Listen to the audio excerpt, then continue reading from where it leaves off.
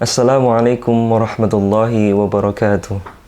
Alhamdulillah wassalatu wassalamu ala Rasulillah wa ala alihi wa sahbihi wa man wala. Rabbi syrah li sadri wa yassir li amri wahlul 'uqdatam min lisani yafqahu qawli, amma ba'd. Bapak Ibu yang kami hormati, yang berbahagia, pada kesempatan kali ini saya ingin menjelaskan tentang kunci untuk mendapatkan sebuah kebaikan atau rahasia di balik kebaikan-kebaikan yang mungkin bisa kita peroleh, bisa kita miliki. Dalam satu ayat di dalam Al-Quran menjelaskan bahwasanya lan tanalul birra hatta tunfiqu mimma tuhibbun wa ma tunfiqu min syai'in fa innallaha bihi alim.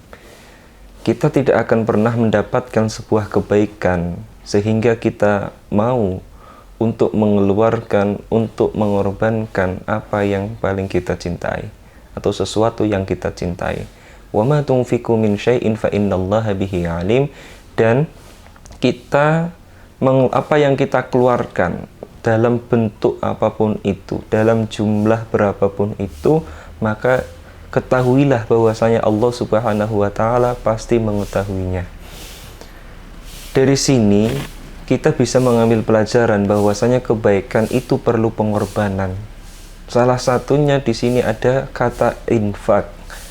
Kalimah al-infak di dalam bahasa Arab bermakna sorful mal, atau mengeluarkan harta.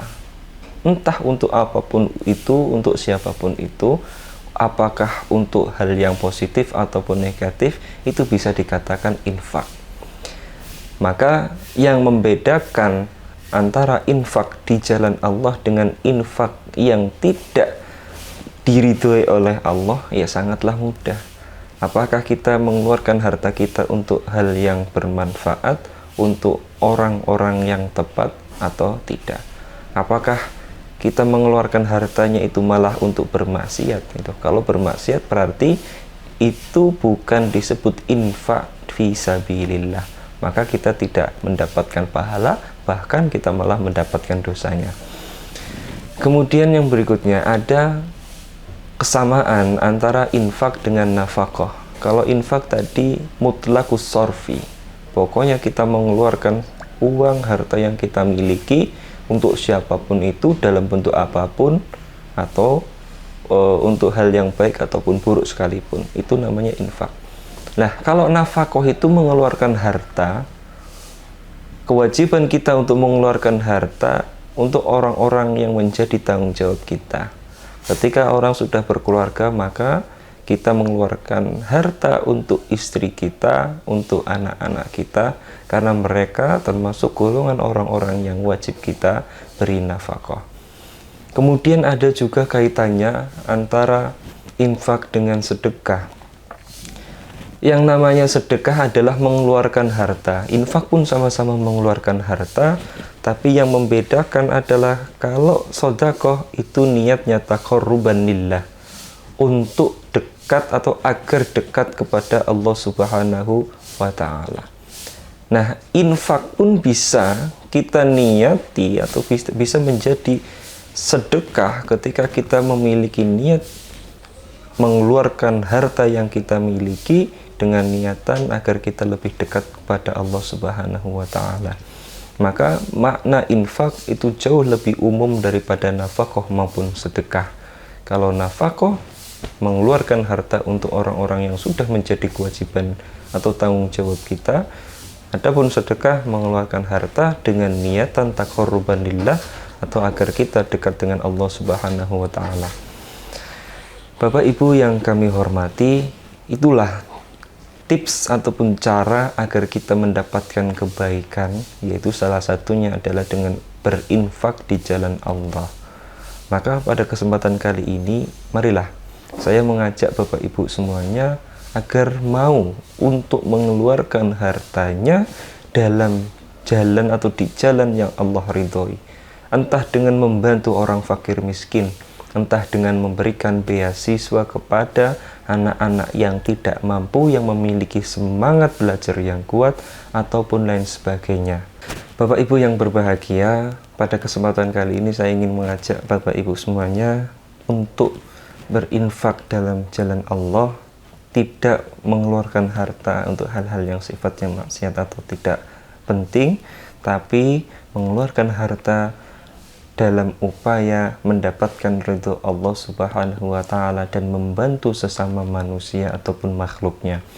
Pada kesempatan kali ini kami KL Laziz Mudimsa memiliki beberapa program yang dengan susah payah akan kami perjuangkan untuk maslahat semuanya, yaitu untuk memperjuangkan anak-anak ataupun santri-santri atau siswa-siswi yang yatim ataupun kurang mampu.